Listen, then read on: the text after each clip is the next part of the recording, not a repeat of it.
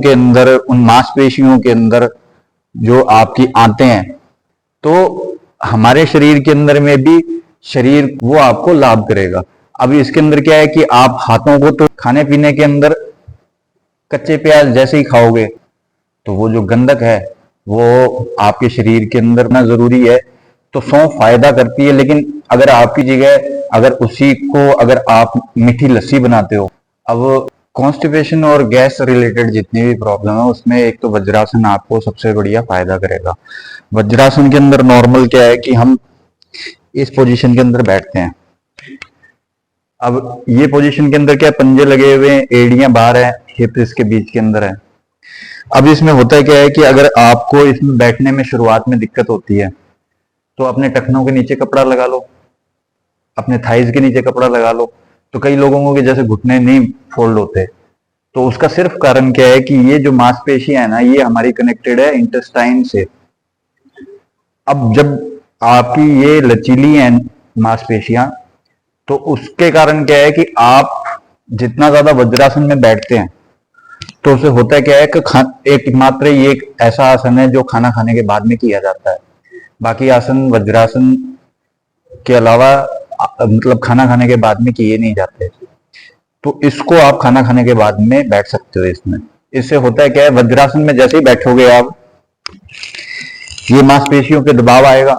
ये दबाव आने के बाद में जैसे ही आपने जो खाना खाया है तो जितने भी डाइजेस्टिव जूस हैं वो सीक्रेट होने चालू हो जाते हैं। तो उसकी वजह से जो आपके खाने का जो पाचन है ना वो बहुत बढ़िया तरीके से होता है। तो दूसरे धर्मों के अंदर अगर आप देखोगे तो नमाज पढ़ने में भी इसको यूज किया जाता है, गुरुद्वारे में मत्था टेकने के अंदर में भी यूज किया जाता है। योग आसन के अंदर इसको ये आसन है ही, और ये सारे के सारे इसके साथ में बेनिफिट हैं। तो वज्रासन एक तो बैठो, दोपहर के खाने के बाद में ये बोला जाता है कि आप दोपहर के खाने में रेस्ट करो, रात के खाने के बाद में ये बोला जाता है कि आप टहलो। लेकिन कुछ लोग हैं कि रात को खाना खाने के बाद में टहल नहीं सकते, तो ये वज्रासन आपके लिए सबसे अच्छा एक उपाय हो जाएगा कि अगर आपको गैस बनती है या कॉन्स्टिपेशन की प्रॉब्लम है तो शाम के खाने खाने के बाद में आप 5 या 10 मिनट टीवी देखते हुए या कैसे भी आप वज्रासन के अंदर जरूर बैठ जाओ। दूसरा आसन जो आपको कॉन्स्टिपेशन और गैस के अंदर जो फायदा करेगा, पवन मुक्तासन। पवन मुक्तासन एक सीरीज है, और एक पवन मुक्तासन सिर्फ गैस के लिए एक पोस्चर है जिसके अंदर आराम से लेट जाओ।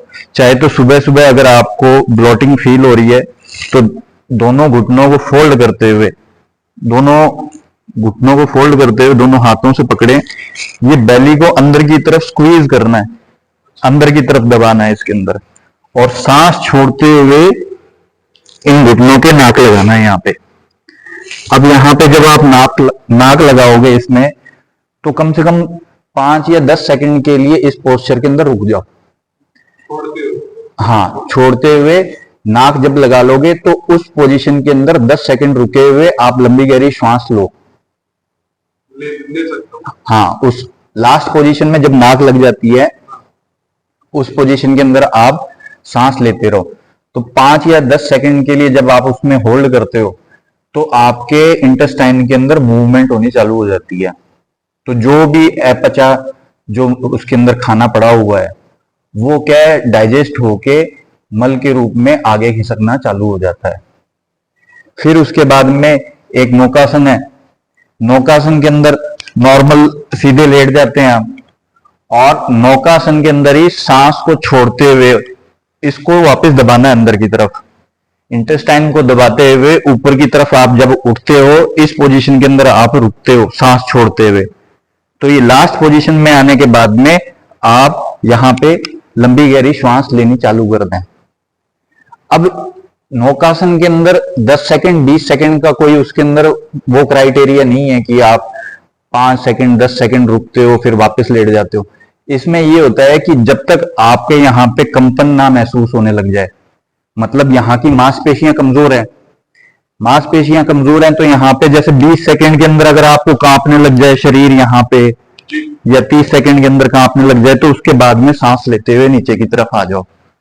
तो इसके 2 या 3 सेट अगर आप लगा लेते हो तो एक तो क्या ये मांसपेशियां मजबूत हो जाती है आपकी एब्डोमेन की, प्लस इंटेस्टाइन में जितना आपका अपचा हुआ जो खाना है वो क्या डाइजेस्ट होके आगे खिसकना चालू हो जाएगा। तो ये लगातार इन चीजों को करना एक तो जरूरी है। मतलब ऐसा नहीं कि 2 दिन के अंदर इसको किया, रिजल्ट नहीं आ रहा, यहाँ पे पेन हो रहा है, वो पेन हो रहा है। इसको आप हफ्ते 10 दिन लगातार इसका नियम बना लोगे, इनका सेट बना लोगे, तो आपको 10 दिन के बाद में ऐसा महसूस होने लग जाएगा कि एक तो मेरा पाचन सही हो गया, एक ऊर्जा की वृद्धि हो जाएगी आपके शरीर के अंदर। तो ऑटोमेटिकली आपको कोई इस तरीके की चीजें जो डाउट करती हैं कि यहाँ पे कोई प्रॉब्लम तो नहीं लगती या मेरे को डॉक्टर को दिखाना चाहिए, वो चीजें आपकी गायब हो जाएंगी। फिर उसके बाद में कॉन्स्टिपेशन के लिए भुजंगासन आता है। भुजंगासन में जैसे उल्टे लेट जाते हो आप और लंबी गहरी श्वास लेते हुए पंजे आपके चिपके ही रहेंगे और ये कोहनियां आपकी सटी हुई रहेंगी। अब इस पोजीशन के अंदर लंबी गहरी श्वास लेते हुए जब आप ऊपर की तरफ ऐसे उठते हो तो इस पोजीशन के अंदर क्या है कि ये जितना भी आपका डाइजेस्टिव सिस्टम है आते हैं वो क्या पूरी खींचती हैं। पूरी लंबी जब खींचेंगी तो उन नाड़ियों के अंदर, उन मांसपेशियों के अंदर जो आपकी आते हैं, जब उनके अंदर प्रॉपर खिंचाव होगा और संकुचन होगा तो वही प्रोसेस उसके अंदर की जो खाना है, कोई लचीली अगर नाड़ी है तो वो क्या है, जैसे सांप को देखा होगा आपने, किसी चीज को भी निगलता है या अजगर निगलता है तो उनकी क्या है, स्किन इतनी ज्यादा लचीली होती है कि वो हर चीज को डाइजेस्ट बढ़िया तरीके से करके जो शरीर के अंदर उसको पचा लेता है। तो हमारे शरीर के अंदर में भी शरीर को खींचना और संकुचन करना हर हिस्से को, वो आपको लाभ करेगा। अब इसके अंदर क्या है कि आप हाथों को तो चलो स्ट्रेच कर सकते हो, लेकिन इंटरनल ऑर्गन्स के लिए तो इसी तरीके से ये जब सारे आसन करते हो तो इंटरनल ऑर्गन्स की भी मसाज होती है इसके अंदर। अब इसके बाद में एक और अगर आप आसन देखते हो तो ये जैसे चाइल्ड पोज जिसको कहते हैं, अब वज्रासन में इसमें बैठ गए। अब इसी पोजीशन के अंदर लंबी गहरी श्वास लेते हुए आप सांस को छोड़ते हुए इसको वापस दबाना है अंदर की तरफ।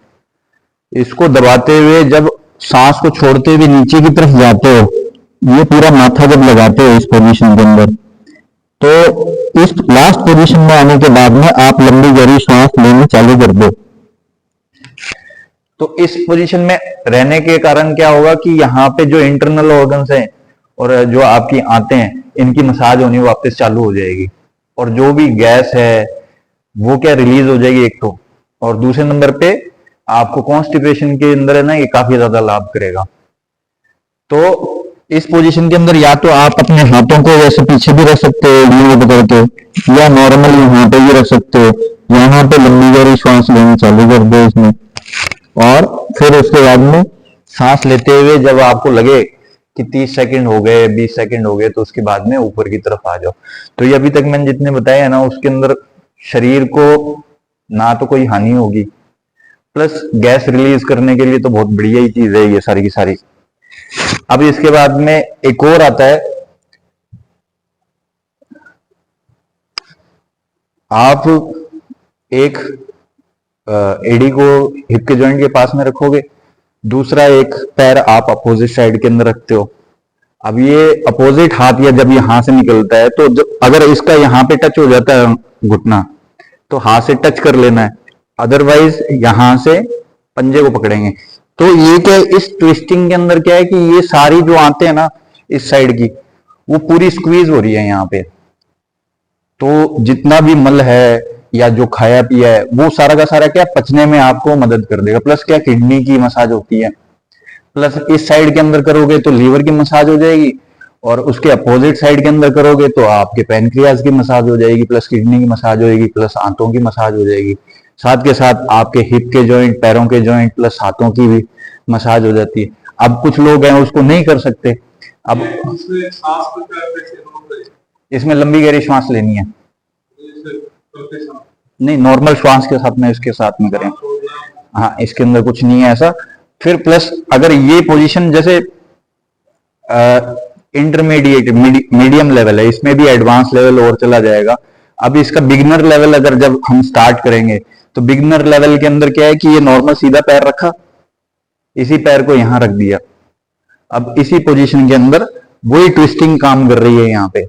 अब इसी पोजीशन के अंदर यहां पे आके अपने हाथ को नॉर्मल रखे, कमर के पीछे ये वाला हाथ रखे, और यहां से इस कोनी से प्रेस करते हुए अपनी कमर को ट्विस्ट करें, और लंबी गहरी सांस लेते हुए पूरी ट्विस्टिंग के साथ में गर्दन पीछे से आप देखें जितना भी मुड़ सकते हैं। तो वो एक तो गर्दन में भी फायदा कर रहा है, प्लस आपके कमर के अंदर कमर की मांसपेशियों की भी मसाज हो रही है, प्लस आंतों की भी इसके अंदर मसाज हो रही है। फिर इसके बाद में खाने पीने की जहां तक बात करें, खाने पीने के अंदर कच्चे प्याज जैसे ही खाओगे, कच्चे प्याज खाते ही गैस बनेगी, हाई अमाउंट के अंदर सल्फर होता है, तो वो जो गंधक है वो आपके शरीर के अंदर फुल वायु को डिस्टर्ब कर देगा। तो कच्चे प्याज की जगह जो उसका अल्टरनेट है वो है सिरके वाला प्याज। तो ये जैसे सेब के सिरके के अंदर जो तैयार होते हैं ना, चुकंदर वाले जो प्याज है, अगर कच्चे खाने ही है तो उसको आप खा सकते हो। पपीता खाने को डाइजेस्ट करता है, अच्छा एंजाइम उसके अंदर होता है, तो वो क्या पपीता आप अपने खाने के अंदर जरूर इंक्लूड करके रखो। प्लस अदरक, अदरक बहुत छोटी अमाउंट के अंदर खाने के अंदर आप हरदम काट के छोटा छोटा पीस करके उसके खाने के साथ में रखोगे, तो एक तो सलाइवा बढ़ाएगा, प्लस वो खाने को डाइजेस्ट करेगा, प्लस ये दर्द वगैरह और क्रैम्प वगैरह इसके अंदर काफी आपको मदद कर देगा। अदरक नहीं है तो कुछ हल्के अमाउंट के अंदर आप सौंठ को यूज कर सकते हो उसके अंदर। सौंफ है, सौंफ को प्रकृति के हिसाब से जानना जरूरी है। तो सौंफ फायदा करती है, लेकिन अगर आपकी कफ प्रकृति है ऑलरेडी और गैस बन रही है, तो एक बार आयुर्वेद के जो डॉक्टर है ना, या आपके जो भी डॉक्टर जिनसे बात करते हो, तो उनसे एक बार पूछना जरूरी है। अदरवाइज सौंफ भी गैस को रिलीज करने में बहुत फायदा करती है। दालें हैं, दालों के अंदर जो हल्की दाल है वो आपकी मूंग की दाल आती है, उड़द की, चने की, इस तरीके की दालें अगर अगर खाओगे तो गैस बनेगी बनेगी, और साथ में कॉन्स्टिपेशन वगैरह के अंदर में भी आपको दिक्कत करेगी। दही के मुकाबले जो फीकी छाछ है प्लेन, वो फायदा करती है। अगर उसी दही के अंदर अगर आप नमक मिला देते हो और उसको नमकीन जो रायता बनता है वो अगर लेते हो, तो वो आपको दिक्कत करेगा। तो प्लेन फीकी छाछ जिसके अंदर बैक्टीरिया अच्छे खासे अमाउंट के अंदर होते हैं, वो खाना खाने पचाने के अंदर आपको फायदा करेंगे। उसकी जगह अगर उसी को अगर आप मीठी लस्सी बनाते हो तो वो और पाचक बन जाएगी। मीठी लस्सी होती है ना, मिश्री का पाउडर डाल के या बूरा खांड डाल के, सीधी चीनी नहीं डालनी, सीधी चीनी बीमारी का घर है। वो भी क्या है, जिस केमिकल से उसको फिल्टर या साफ करके उसका जो सफेद रंग बना के बाजारों में बेचा जा रहा है ना, वो हमारे शरीर को धीरे धीरे हड्डियों को नुकसान पहुंचाया जा रहा है। तो सफेद चीनी की जगह घर के अंदर मिश्री को लेके आए, और ये जो बूरा खांड होती है, देसी खांड होती है, उसको यूज करें, तो वो मीठी लस्सी बेटर है। वो नहीं है तो प्लेन छाछ। रायता बहुत कम अमाउंट के अंदर अगर आपके पास में ऑप्शन नहीं है तो पी लिया, अदरवाइज उसको भी अवॉइड करें, और दही को कम ही यूज करें, क्योंकि वो शरीर के अंदर मेद बनाता है, अनवांटेड फैट बनाएगा। तो उसकी जगह छाछ को ही प्रेफर करो। फिर उसके बाद में तला भुना, तला भुना जो खाना है वो क्या पचने में टाइम लगाता है। अब हम करते क्या है कि यहाँ पे जैसे एग्जांपल के लिए ब्रेकफास्ट है 9:30 बजे, 12 बजे लंच हो गया और 6 बजे डिनर हो रहा है। अब इसी ड्यूरेशन में अगर यहाँ पे तला भुना मिलने लग जाए कि 9:30 बजे भी तला हुआ खाया था, 12 बजे भी हमने तला हुआ खा लिया, 6 बजे भी, तो क्या है, तले हुए खाने के अंदर फ्राइड आलू हुए या पराठे हुए, तो ये क्या पचने में टाइम लगाते हैं। एक खाने को 4 या 5 घंटे लगते हैं उसको पचने में, पराठे को। लेकिन हम क्या है, अगली मील उसके अंदर एक और ले लेंगे, तो हमारे पेट के ऊपर ओवरलोड आता रहेगा, उसको पचाने के लिए डबल काम हो जाएगा। तो उसमें कोशिश करो कि तले हुए खाने की जगह नॉर्मल जो तड़का लगा के हल्की जो सब्जियां होती हैं, वो उस तरीके से ग्रेवी बनी हुई सब्जी जितना खाओगे ना, वो आपका खाना भी जल्दी डाइजेस्ट हो जाएगा, प्लस उसके अंदर पानी की मात्रा अच्छी खासी होती है, तो वो क्या आपके मोशन को आगे सीक्रेट करने में, पुश करने में काफी फायदा करेंगी। खाना जैसे ही सूखा होगा, रुक्ष होगा, उसका कैसे पता लगा सकते हैं? जैसे ही भुने चने खाते हैं, तो भुने चने मुंह में चबाते चबाते मुंह का थूक क्या सारा सूख जाता है। सूख जाता है तो उसके कारण क्या होता है कि उसी चीज को आप ये एग्जांपल से ले सकते हैं कि वो आंतों के अंदर में भी जाके आंतों के अंदर जो मॉइस्चर होगा ना, उसको भी सुखाने का काम करेगा। अब भुने चने या फिर इस तरीके की जो चीजें हैं, वो जैसे ही जाएंगी आंतों के अंदर, उसके अंदर पानी जो भी होगा वो उसको सुखाने की काम करेगी, तो वो क्या मोशन आगे पास होने के अंदर आपको दिक्कत करने लग जाएगा लंबे समय के बाद में। फिर हम उसके ऊपर कोई ना कोई एग्जाम्पल के लिए कोई दवाइयां ले लेते हैं या चूरन ले लेते हैं, तो वो उसका कारण मेन नहीं है। मेन कारण क्या है?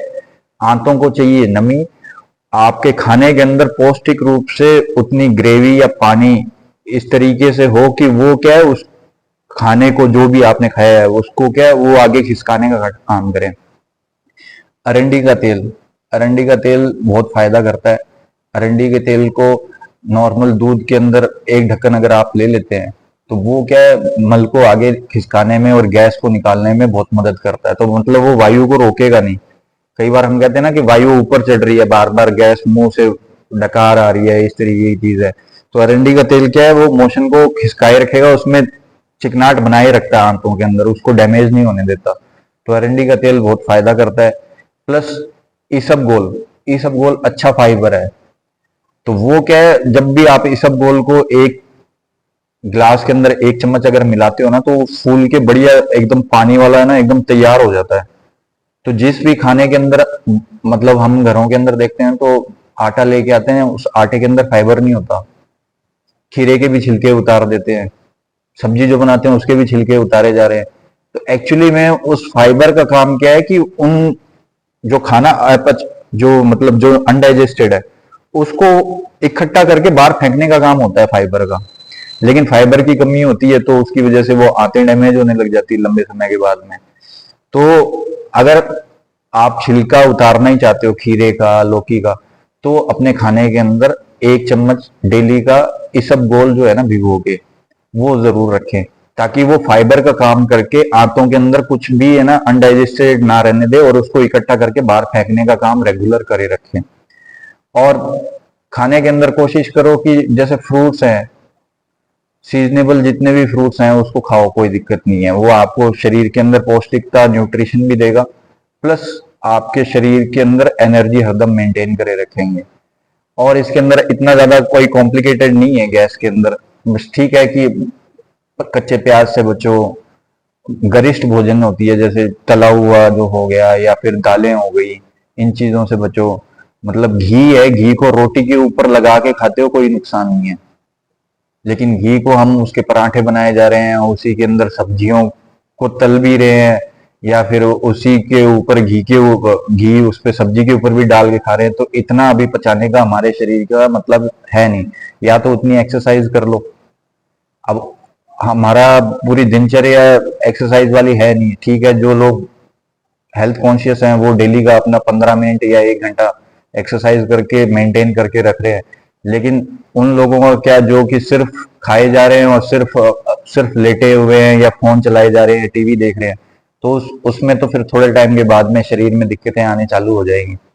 और मसल्स वीक होने के कारण ही ये जितना भी है ना, जैसे एब्डोमेन की हम एक्सरसाइज नहीं कर रहे, ये जितने भी आसन हैं उनको जितनों को भी अगर आप करोगे तो कुल मिला के गैस को रिलीज करने के लिए तो एक तो हेल्प करेंगे, कॉन्स्टिपेशन में भी रिलीज हेल्प करेंगे, प्लस आपके बॉडी पार्ट के जितने भी ऑर्गन है उनको मजबूती देंगे। जैसे चक्की चलाना है, चक्की चलाने के अंदर में भी आप अगर देखो तो ये जो पोजीशन है, इस पोजीशन के अंदर ये जो कैंची है बाहर की तरफ निकालते हो, अब ये सांस छोड़ते हुए जब आगे की तरफ जा रहे हो ना, तो ये देखो आते भी आपकी स्क्वीज हो रही है, प्लस ये पैरों की जो मांसपेशियां हैं फ्रंट की, साइड की, ये सारी की सारी भी है ना इसके अंदर खींचती हैं, इनके अंदर में भी खून का संचार अच्छा होता है। तो सांस को छोड़ते हुए भी जब ये जाते हो और सांस को लेते हुए पीछे की तरफ आते हो, तो ये देखो आंतों का यहाँ पे अच्छा खासा यहाँ पे मालिश होती है। सांस छोड़ते हुए आगे की तरफ जाओ, सांस लेते हुए पीछे की तरफ आओ। सर का 1 मिनट।